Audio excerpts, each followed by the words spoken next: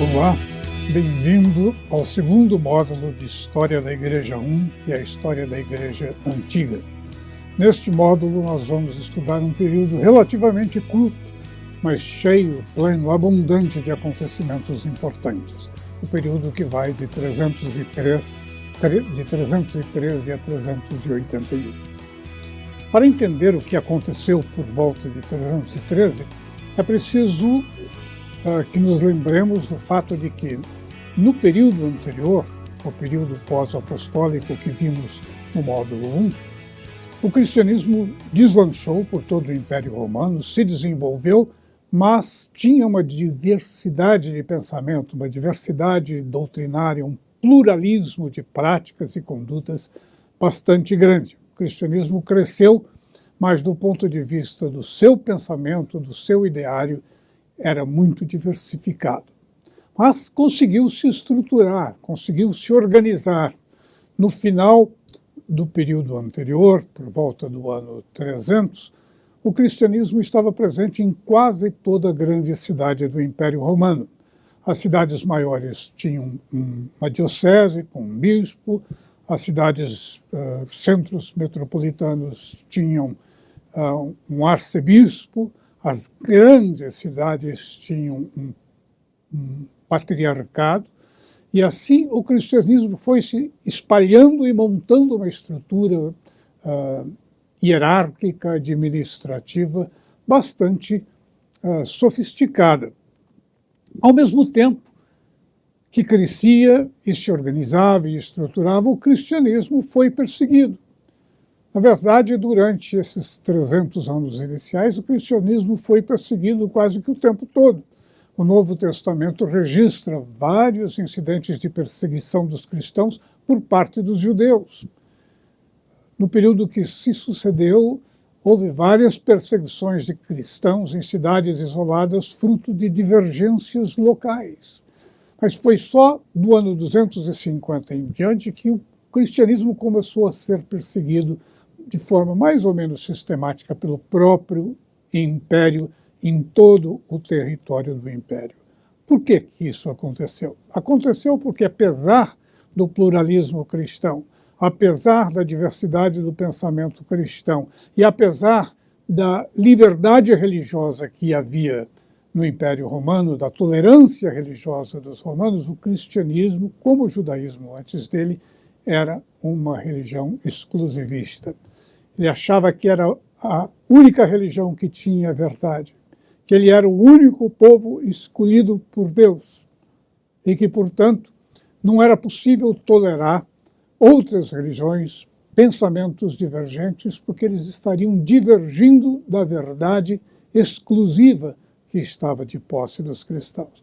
Então, os cristãos foram, na verdade, de certo modo, exclusivistas e intolerantes das outras religiões. E foi por isso que tiveram tantos problemas, inicialmente com os judeus, depois com religiões pagãs, com autoridades locais e, finalmente, com o Império Romano. A coisa importante acerca das perseguições que foram organizadas pelo próprio imperador é a causa delas. Se o império promovia a liberdade religiosa, defendia a tolerância religiosa, por que perseguir os cristãos? Em parte por causa da intolerância e o exclusivismo dos cristãos, mas em parte porque os cristãos haviam se tornado poderosos demais.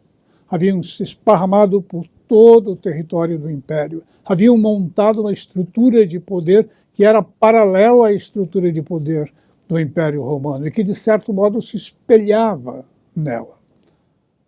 Foi por isso que imperadores romanos, na segunda metade do século III e no início do século IV, no ano 303 a 305, perseguiram severamente os cristãos. Mas não conseguiram grande coisa. Os cristãos pareciam crescer ainda mais quanto mais eram perseguidos. É aí que aparece a figura majestosa, vamos dizer, de Constantino, que se tornou imperador no ano 312.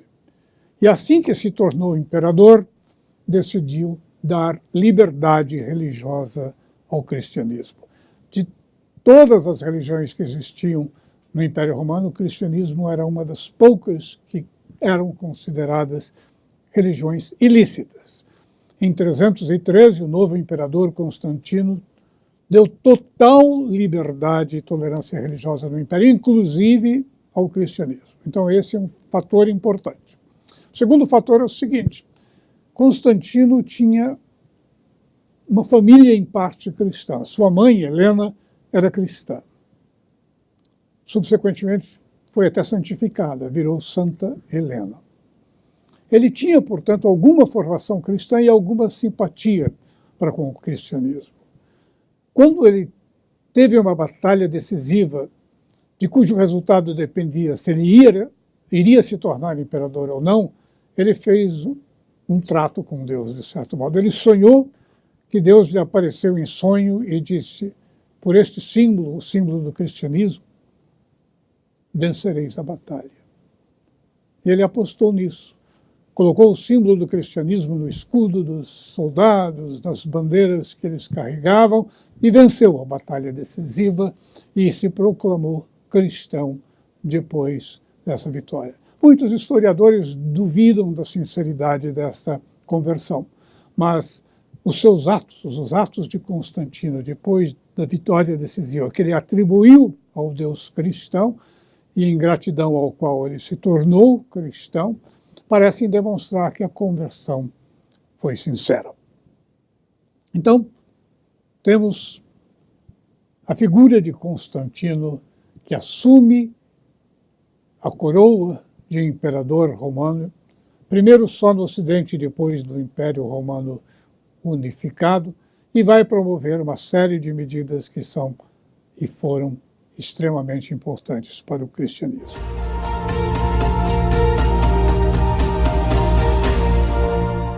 Além do Edito de Milão, propriamente dito, que concedeu liberdade religiosa a todas as religiões e tornou o cristianismo uma religião lícita, Constantino fez várias coisas que mostraram que ele era realmente cristão e iria fazer do cristianismo não só uma religião lícita, como todas eram, mas a religião privilegiada e favorecida no Império.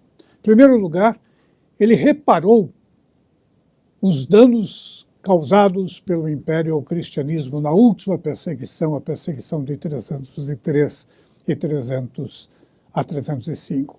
Ele reconstruiu as igrejas destruídas, devolveu bens confiscados, soltou cristãos que haviam sido presos, liberou cristãos que haviam sido banidos para fora do Império durante aquela perseguição. Além disso, encetou um projeto de construção de grandes igrejas, de catedrais, de basílicas. Na própria Roma, construiu uma igreja dedicada a São Pedro, nos limites da cidade, e uma dedicada a São Paulo, um pouco fora da cidade. Esses dois apóstolos, acreditava-se, haviam morrido em Roma entre os anos 64 e 68, durante a perseguição de Nero. Além disso, Constantino nomeou cristãos para altos cargos no seu governo, prestigiou-os, deu-lhes apoio, fez de tudo para que fossem bem-sucedidos. Não escondia sua dedicação ao cristianismo, muito pelo contrário, a proclamava. Então é evidente que Constantino representa uma etapa significativa no desenvolvimento do cristianismo. O cristianismo deixou de ser uma religião enjeitada e perseguida para se tornar a religião favorita, a religião privilegiada, a religião que contava com as benesses do imperador, que construía prédios, dava recursos às igrejas, suportava do ponto de vista financeiro os bispos, etc.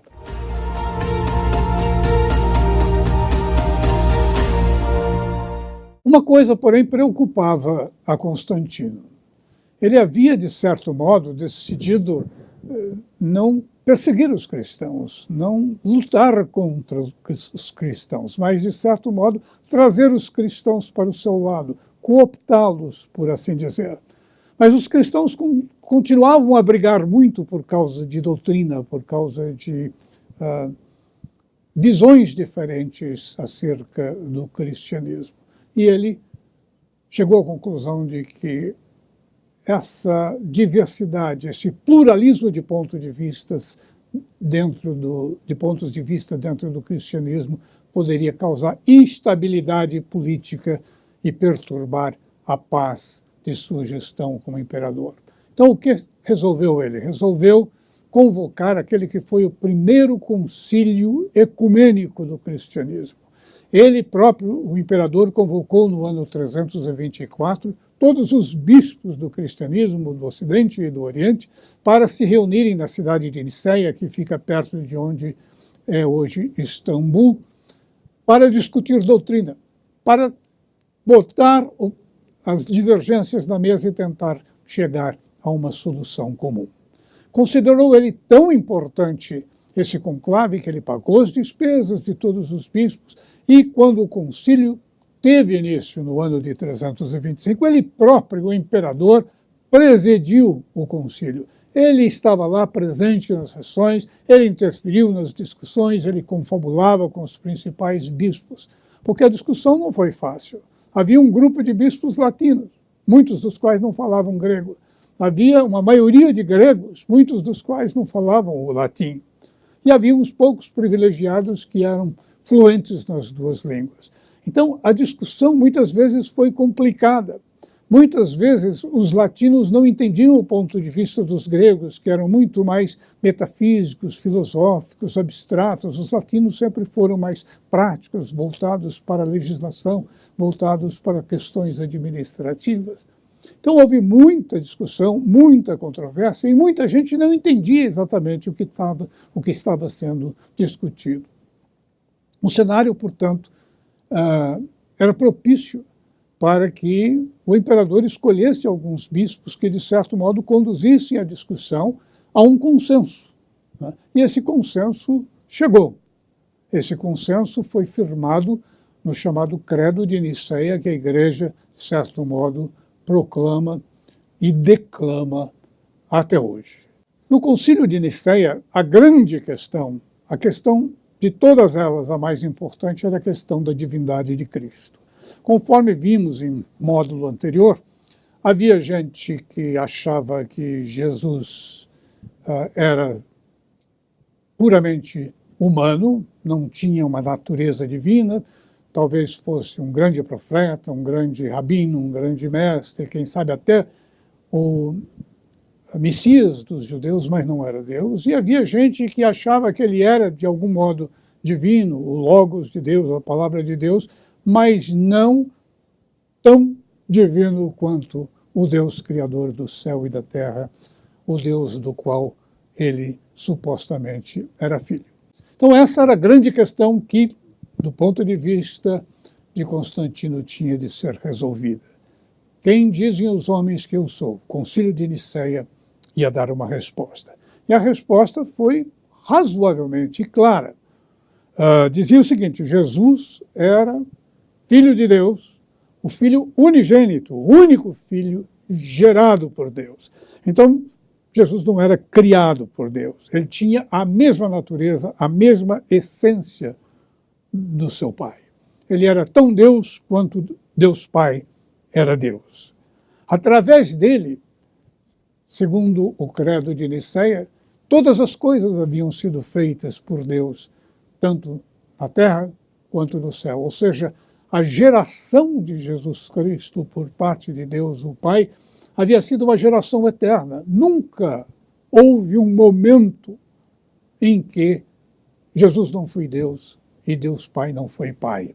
Então, o Concílio de Niceia insistiu na plena igualdade da divindade de Jesus com a divindade de Deus, o Pai.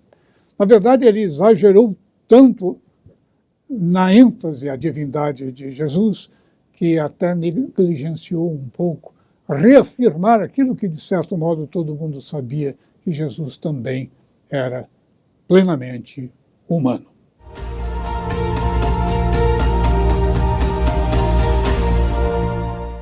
Assim, concluído o concílio de Nicéia, e Constantino não deixou que o concílio se encerrasse antes da principal questão estar resolvida.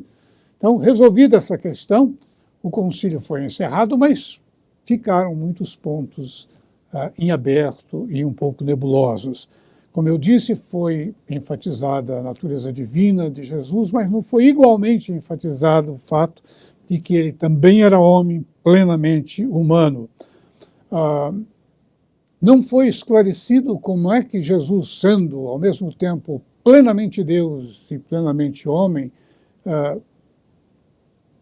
conseguia conviver com essas duas naturezas, como é que elas se relacionavam.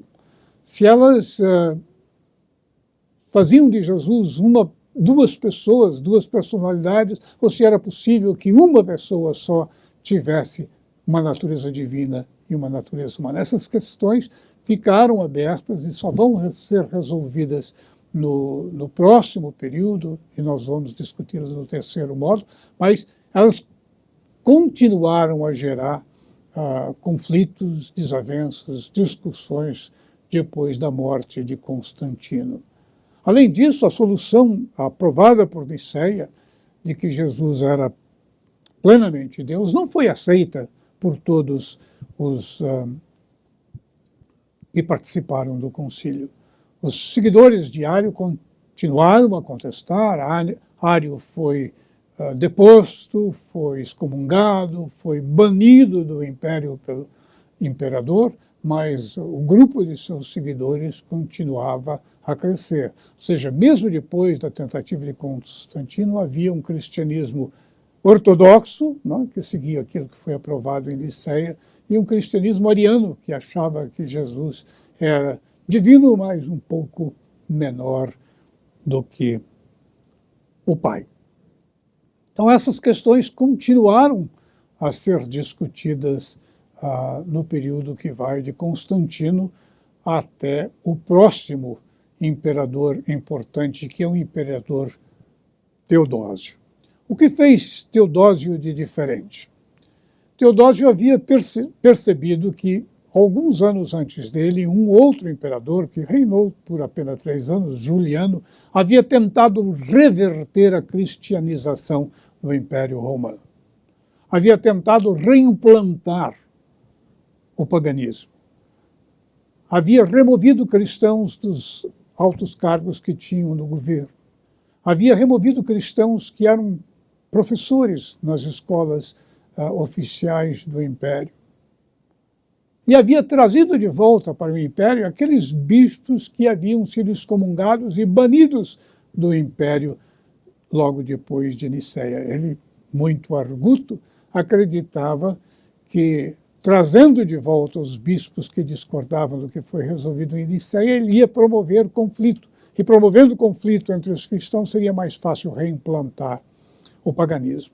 Teodósio percebeu isso e optou por uma medida ousada e controvertida.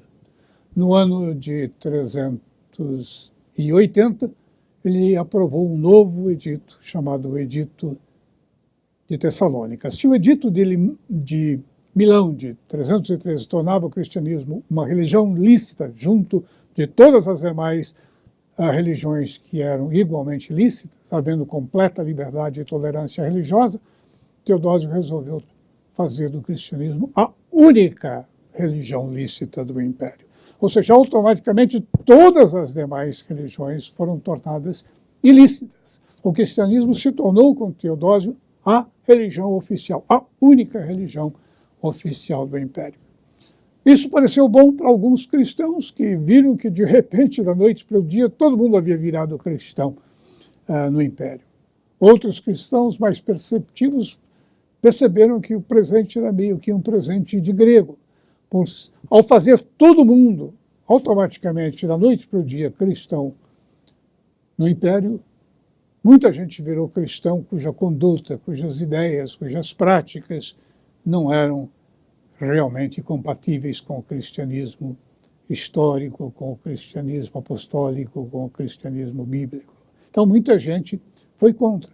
E muita gente que não era cristã, que era pensador livre, ateu, cético, etc., lamentou a perda da liberdade e da tolerância religiosa, um valor importante que é sempre deplorável deixar de existir. Então, nós temos, no final desse período, que vai de 313 a 380, 81, o cristianismo recebendo, de certo modo, um upgrade duvidoso. Se tornou a única religião oficial, se tornou a igreja, uma igreja imperial. E é nesse tom que a gente encerra este módulo para, em seguida, discutir o último módulo, o último período da história antiga.